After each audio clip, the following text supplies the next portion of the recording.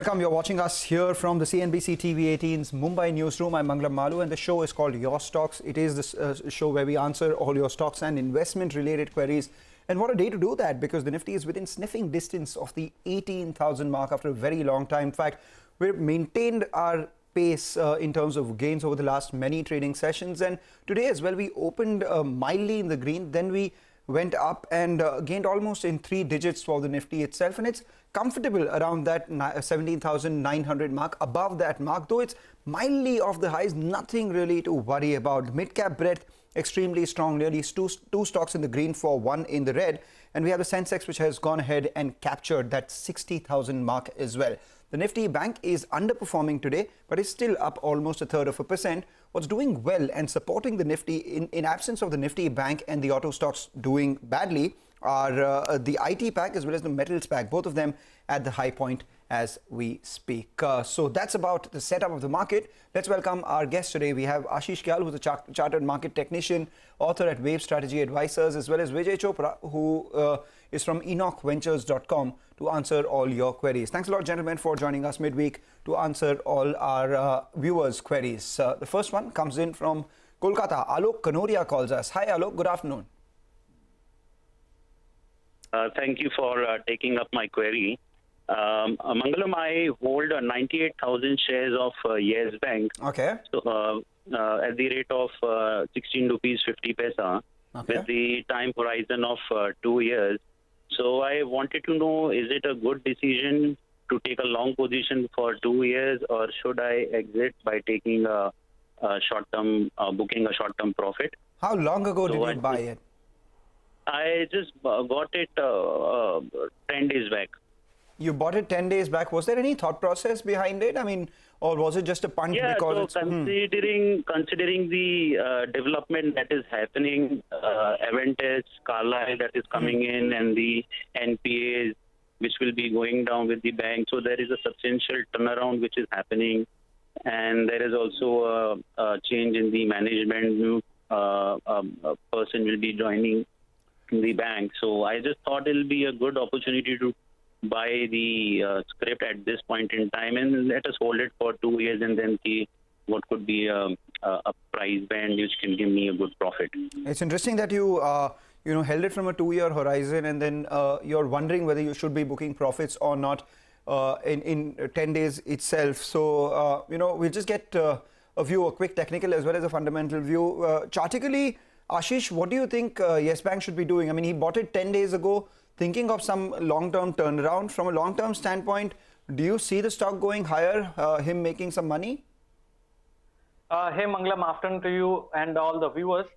See, we have received a lot of queries for Yes Bank even in the past.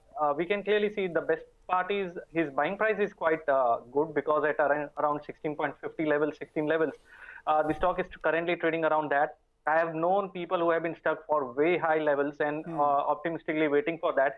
I would suggest that if you are taking this stock, hold it up for short term, not from the long term perspective. I'm not too optimistic over the long term. If the stock is going to be a multi-bagger giving around, say, 100% return from here on for 1 to 2 years horizon, I would rather bet on banks like Kotak Bank and ICICI Bank, which are much more promising returns that has helped investors always, most of the time, and not on the Yes Bank. So Yes Bank, from a short-term perspective, you can expect a target of around 19 rupees on the upside. Book out from there after it is there, and then possibly diversify, because I see you have bought a huge chunk of amount in this bank. Diversify it across ICICI Bank, Kotak Bank. Those are more stable and can give much promising returns. All right, Vijay, while you have large cap banks that over a longer period of time compound much more than something like Yes Bank, one can't deny the kind of thrill that one gets when one looks at something which has fallen to about 10, 15 odd rupees, or even sub that, and from there it multiplies. That's a pretty pretty notable retail feature, so to say. Fundamentally, how do you think Yes Bank is placed right now? Thanks, Mangalam, for having me on the show. I think that fundamentals are changing for Yes Bank, and we have to accept that the bank has been trying its level best to do away with its NPAs. JC Flowers has taken over the NPAs of the bank. There's Carlyle has pumped in money. The management change is happening. But again, whatever, no, I'm going to talk something very brass tacks. Yes. Is that if at all this money also comes in, the bank has to perform. Will it be able to win the trust of people who have literally pulled out of the bank? I don't think so. It's going to happen in a jiffy. They would rather prefer being with an ICICI or a Kotak or an HDFC or an SBI. So banking gives you a lot of options nowadays. So I think that in the shorter term, I don't know. It's very difficult to define a shorter term also, but maybe six months to 1 year's time frame. Maybe the stock goes up to 22, 23, 25. You make good money there and come out. And I don't think that it's a long haul play, because one more thing which is going to happen, that once that lock-in period is finished, people will come and sell it. So that selling, I don't know from where it's going to take the stock.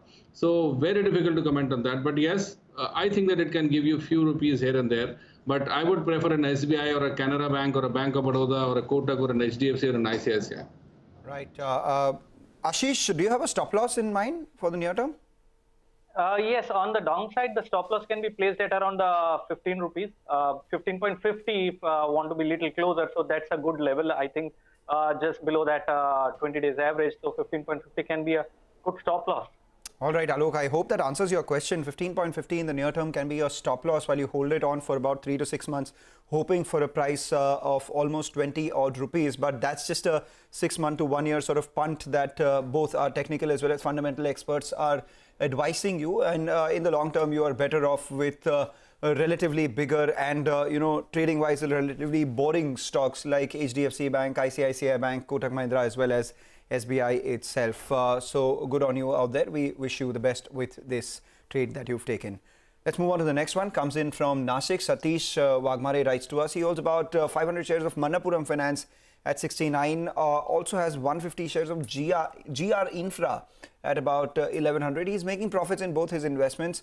Well, Vijay, for GR Infra, he's making about 50,000 odd rupees, and Manappuram Finance, he's making some profit, but he's also sitting on some drawdown because, over the last couple of days, we've seen a big dip in all these gold financiers, primarily because in the last couple of quarters, the market share has been shifting away from gold financiers into banks. So to that extent, would it be prudent to hold on to Manappuram?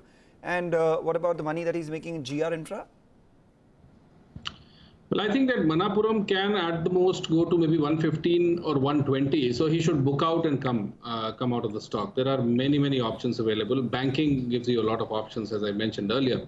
As far as GR Infra is concerned, this company was in some kind of a controversy a couple of years back, but it has come back.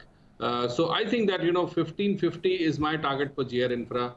If you want to be in this space, be with L&T. I think that L&T is a much stronger, bigger company. It has consolidated for over 10 years. And as far as I think that even a stock like L&T can double up from here in 3 to 5 years time frame. So be with something like L&T, a very strong company in the capital goods space and the construction space. So definitely Manappuram Finance, a clear exit around 115, 120, and GR Infra around 1550. All right, Ashish, your thoughts? See, if you look at the Manappuram, we can clearly see some bounce back happening from the lower end. But look at where Nifty has been, or mid-cap index has been, and where is this stock? It made a top at 220 and made a low around 87 and just trying to come out of there. So I'm not expecting a stellar returns over here for short term. Maybe it can consolidate, form some base, and then might go up. For the short term, the stock can go towards the level of 120 on the upside, and one can place a stop loss of around 100. And hold on for the target of 120, book out partially here and then keep trailing it. As far as GR Infra is concerned, again, we can clearly see the stock is in a downtrend, making lower high, lower low. We are seeing some smart recovery from the lows of 1100, now at 1400. It can go towards around 1550 or 1600, where he could book out from the stock, and possibly, as Vijay also recommended, L&T looks extremely promising. So these are the levels I'm keeping in mind. All right. Meanwhile, don't lose sight of the market. We do have a couple of big movers right now as we speak. Hero MotoCorp has now moved to the high point of trade, sitting with a gain of almost 3.5% in today's trading session. And Hero MotoCorp is just about 1% away from its 52-week high. So there's a big spike coming in. But on the converse side, we do have Bajaj Auto, which has moved to the low point of trade. The auto stocks actually are not doing too well today. The auto index itself is at the low point. We have M&M, which is moving lower as well. The other stock which has moved well in the last few minutes from the frontline space is Tata Consumer. Tata Consumer too has moved to the high point of trade. And in the broader markets, we have a whole host of stocks which are actually gaining.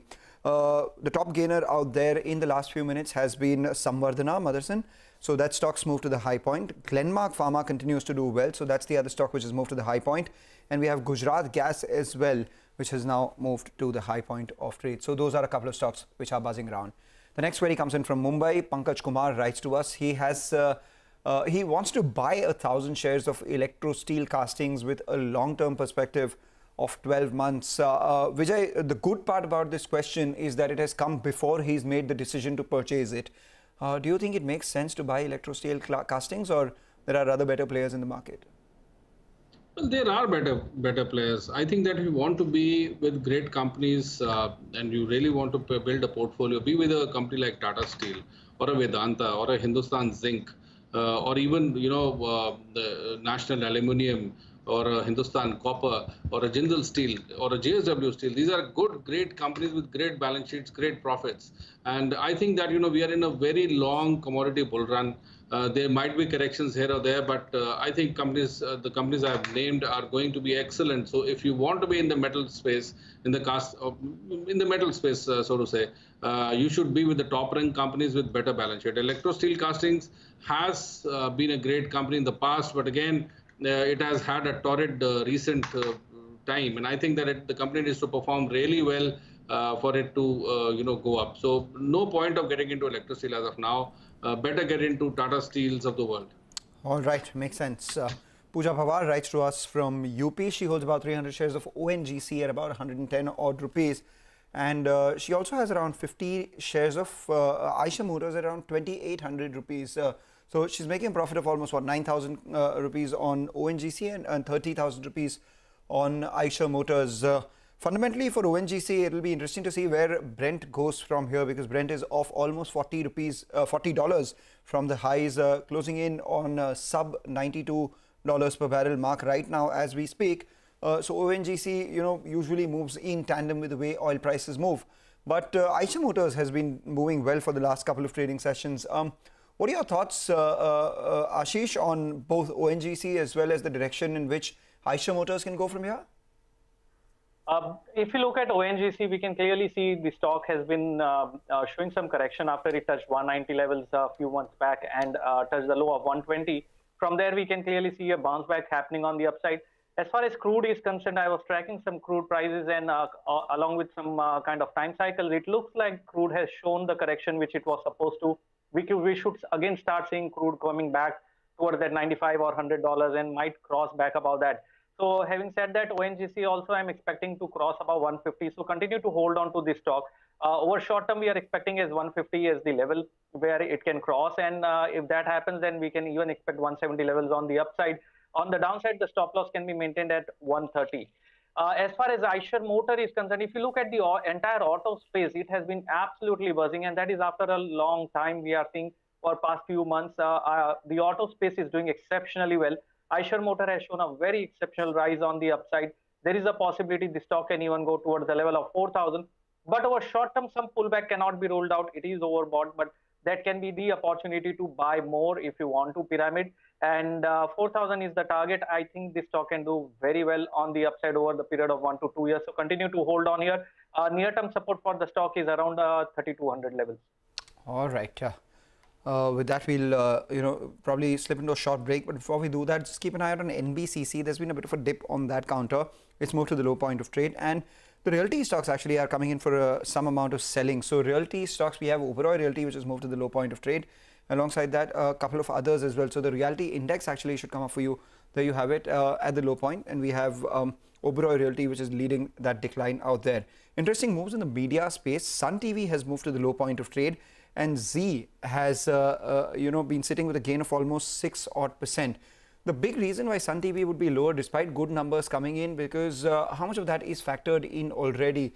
The additional 300 crore revenue that they will get from incremental IPL ad rights, which were IPL broadcast rights, which were given, was perhaps something that was factored in. The fact that they are not investing enough in original content in OTT is something that analysts do not like. Whereas on the other hand, Z disappointed when it came to numbers, but their near-term triggers are a few. The first one, of course, is the fact that they've increased their prices on Z5, the OTT app, by about 40% from 499 to 699. So that should play out. Secondly, the impending merger with Sony is a big trigger for them. And thirdly, at around 15-16 times, there is valuation support coming in for Z as well. And the general belief actually is that with inflation actually being the worst of inflation being behind all the FMCG companies, they'll perhaps go back to increasing their ad spends towards media as well, of which Z would be a big beneficiary. With that, we'll step into a short break. On the other side, we'll get some more stock queries. Denmark is now picking further pace. We spoke about it being at the high point, and look at how it's accelerating those gains from 3.5%.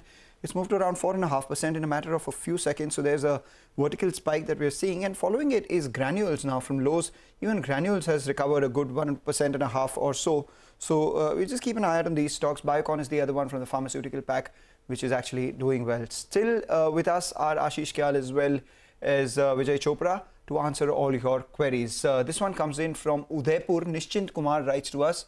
He holds about 200 shares of ISGC Heavy Engineering at about 510. He's losing some money out there, and he holds about 150 shares of Viatech Vabag at around 370. He's losing some more money out there as well. So what should one be doing, Vijay, for someone like ISGC or something like Viatech Vabag? The promise for the long term always holds, where people talk about the opportunity that there is in the verticals that they operate in. However, in terms of returns, it hasn't been as much as the promise that the opportunity holds. Well, you are bang on target. I think that Mangalam, these stocks have disappointed the investors big time, and almost from 700 odd levels have touched the lows of 420, 425. But still, I would say that if somebody is holding the stock, keep a strict stop loss of 440. I think that this stock has the potential to go up to 550. I am talking about ISGC. The other one is Vabag, which you talk about. Again, it's a great sector to be in, water management and water preservation, and because water is going to be a big problem going forward. So if somebody has a very long-term perspective, maybe 5 to 7 years, it's a great company to be in. I don't think that one should get panicked and sell away. So I would recommend a strong hold on Vabag, because there are very few companies which are working in this sector. So Vabag primarily is a hold. But yes, I would recommend a stop loss of 210. And I think that Vabag can go back to maybe 375, 400 as well. So keep holding Vabag, and ISGC, I would say that, exit if the stop loss hits. But again, both companies can come back. There's a good probability. All right. Ashish, Vabag has corrected about 33% from its 52-week high. Technically, do you think it makes for a good support here, 33% retracement from highs? Or do you think it's going further lower? Yes, Mangalam, see, the retracement is possible. We can clearly see a decent enough correction has happened. But over very short term, if you look at it, 259 is the resistance, and it's possibly forming a triangle pattern with 259 as the hurdle, and on the downside, 239 as the very important support. So it's just consolidating over 2 weeks in this range. So if 259, 260 is taken out, then the target on the upside that we can see is at least 20 rupees. So we are expecting 280 to come on the upside once 260 gets taken out. So continue to hold for now. On the downside, use a stop loss of around 238. If that level is protected, and if 260 gets taken out, then 280 is where one can book out. All right. Just keep an eye out on Jubilant Foodworks as well as we move before the next query. The reason why I say that is because it's seen a bit of an up move over the last week or so. In fact, today is up 4%. This week, it's up around 6% in just the last 2 trading sessions. It's corrected about 34% from its peak. The thesis out here in terms of a recovery could perhaps be the FII is buying over the last 12 trading sessions in our cash markets. Remember, this is a stock which has about 28-29% FII exposure. The FII exposure in the stock has come down from 41% in September all the way down to 28-29% in June. Now, if FIIs are buying again, are they buying their old favorites or not, is the big question that we'll get an answer to. But Jubilant Foodworks, after a big correction, is seeing a wee bit of recovery. Is that on account of some FII flows or not, is something we will only watch out for, and we'll know only with the benefit of hindsight. The next one comes in from Odisha. Karan Pandey writes to us. He holds about 120 shares of Aurobindo Pharma at 552 and 500 shares of Aster DM at 170 as well. A medium-term investor wants to know the future prospects of his investments. Vijay, your thoughts on both Aster DM as well as Auto Pharma? Well, my thoughts are that there are other better companies in the healthcare space which you can be in. But yes, Oro Pharma has been beaten down, has been down for over 1.5, 2 years now. And I think that if you get an upside, you should definitely exit. I like Lupin over Oro Pharma in a lot of respects. So Lupin is a much better placed company. So I think that one should switch from Oro Pharma to Lupin once you get profits. And as far as Aster DM is concerned, I also think that the stock, which recently corrected from almost 245 to 200, lost almost 45 rupees, 45 rupees, it can come back to 220, 230. So better to shift to a strong company like Lupin or Granules, which looks very good on the charts. Both these companies should be replaced with Lupin.